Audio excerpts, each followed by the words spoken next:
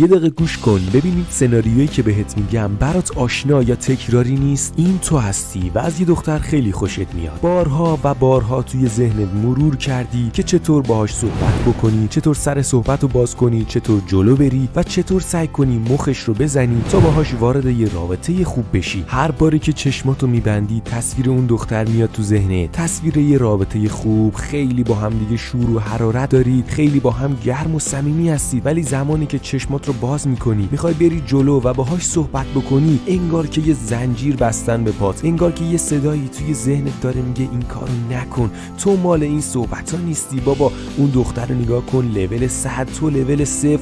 چی کار داری میکنی؟ چی کار با زندگیت داری میکنی؟ این کارو نکن. اگه ذره این سناریوها برای تو آشناه، تو در واقع داری از 2 مشکل بزرگ رنج میبری. مشکل اولت نداشتن اعتماد به نفس موقع صحبت کردن با یه دختره و مشکل دومت اینه که توانایی شنیدن نه رو نداری. توی این ویدیو میخوام راجع به این 2 مشکل بزرگ صحبت بکنم و راههای خلاص شدن از شر این 2 درد بی درمون رو بهت آموزش بدم. پس تا انتهای ویدیو همراه من باش. قبل از اون حتما کانال رو دنبال بکن، ویدیو رو لایکش بکن و همینطور زنگوله کانال رو فعال کن تا ویدیوهای بعدی رو از دست ندی. بریم اول سر وقت اعتماد به نفس. ببین جمله‌ای که میخوام الان بهت بگم رو باید پس ذهنت همیشه یه خدا داشته باشی و هر کجا که احساس کردی تو مال اونجا نیستی، مال فلان کار نیستی و سر و صداهایی توی ذهنت اومد که آخ الان مردم راجع به من چی فکر میکنن، من چقدر ضعیفم، چقدر ناتوانم. ببین هر زمانی که این مدل احساسات و سر و صداها توی ذهنت اومد، بدون که اعتماد به نفس از مهارت میاد. یعنی سطح مهارت تو ارتباط مستقیمی داره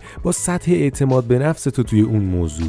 به عنوان مثال فرض میکنیم که شما یه راننده حرفه‌ای ماشین هستی، کلی سابقه و دستاورد و مدال و اصلا یه عالم افتخار توی ماشین سواری داری. حالا فرض کن یه پسر میاد و روز اولشه که میخواد تازه سوار ماشین بشه، تازه رانندگی رو یاد بگیره، تازه میخواد بفهمه گاز و ترمز چیه، دنده رو کی باید عوض بکنم، فرمون رو چقدر بچرخونم، تازه داره اینا رو یاد میگیره. حالا سوال من از تو اینه، به نظر تو و اون آدم داخل یک سطحی، به نظر شما اعتماد به نفستون توی یه اندازه است؟ معلومه که نه. اعتماد به نفسی که تو داری هزاران برابر اون پسره. چیه داستان؟ اینه که تو مهارتت توی رانندگی خیلی زیاده. اعتماد به نفس تو روابط اجتماعی و حرف زدن با یه دختر هم همینه داستانش، فرق خاصی نمیکنه. زمانی که شما اول راهی 0 کیلومتری نمیدونی چی بگی، چطور رفتار بکنی، اصلا نمیدونی یه دختر چطور فکر میکنه، از چه چیزهایی ممکنه خوشش بیاد، ممکنه بدش بیاد، اینها رو نمیدونی. اما خبر خوب اینه که به محض اینکه شروع به یادگیری بکنید و شروع به تجربه کردن بکنید، مثل یه جرقه‌ای میمونه که توی یه ظرف بنزین انداختید. اعتماد به نفس شما یهو خیلی میره بالاتر، چون چیزهای جدیدی یاد میگیرید، یه مهارت جدید یاد میگیرید و هر چقدر هم که جلوتر میری، نکته‌های بیشتری یاد میگیری، تجربه‌های جدیدی کسب میکنی و اون سطح اعتماد به نفس شما بالاتر میره. حالا سوال اینجاست که عمو کایان چطور سطح اعتماد به نفس رو بالاتر ببریم؟ برای شروع شما اول باید ذهنتون رو قوی کنید. به محض اینکه این ویدیو تموم شد، یک کاغذ و خودکار برمی‌دارید و 20 مورد از مهارت هاتون رو می‌نویسید یا حتی 20 مورد از چیزهایی که درون خودتون تحسین می‌کنید. به عنوان مثال هر چقدر بزرگ یا کوچیک فرقی نداره. مثلا شما ممکنه دستخط قشنگی داشته باشید، بنویسید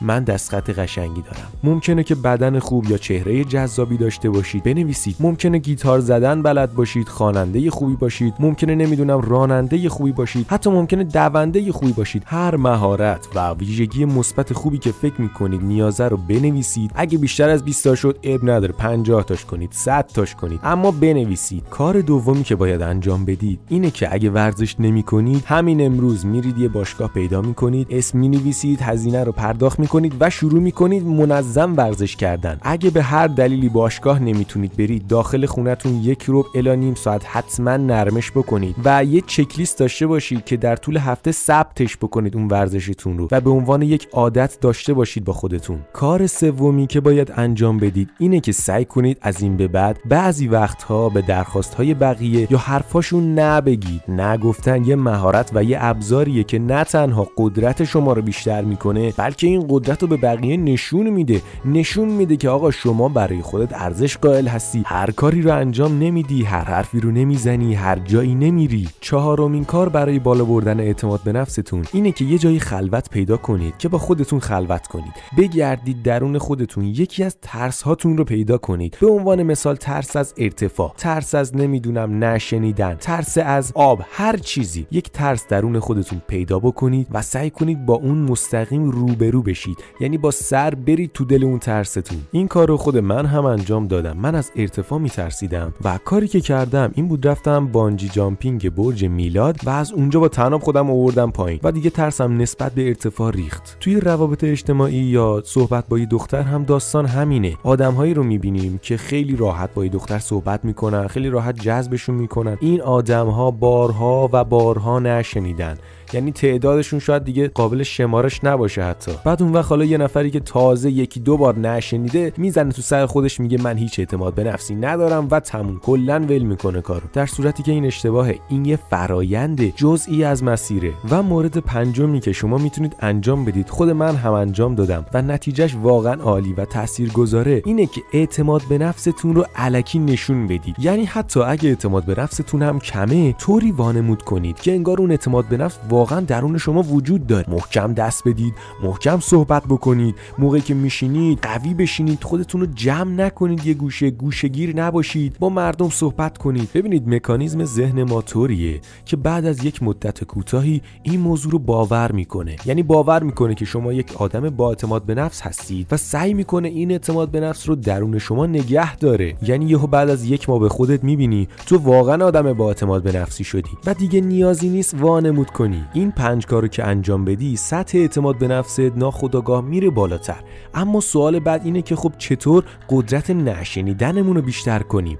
جوابش اینه که باید بیشتر درخواست کنید. من مدتی میشه که زندگی نامه افراد ثروتمند و موفق توی زمینه کاری خودشون رو دارم مطالعه میکنم. به یه مورد خیلی جالبی برخوردم، اینه که افرادی که خیلی تو زندگی موفقن خیلی درخواست میکنن. یعنی خواسته های خیلی کوچیک و بزرگ از تمام آدم‌های اطرافشون، از خودشون، از خدا و از جهان دارن. یعنی صبح که از خواب بلند میشن شروع میکنن به درخواست کردن تا شب که میخوان بخوابن. نمیدونم فلانی این کیف منو میشه بیاری، فلانی یه دقیقه کمک من میکنی، فلانی یه دقیقه اینو بر من توضیح میدی، فلانی من اینو نفهمیدم دوباره بهم میگی، فلانی این کارو میکنی، فلانی اون کارو میکنی. ببین این درخواست کردنه مثل یه عضله میمونه. زمانی که شما باشگاه میخوای بری، اون اول کار سخته بری برات وزن 50 کیلویی بزنی، از 2 کیلویی شروع میکنی. تحمل درد و فشارت هم در نقطه شروع خیلی کمه، اما به مرور این تحمل و این قدرت بیشتر میشه. نشنیدن هم همینه. اول کار که شما شروع میکنی به درخواست کردن،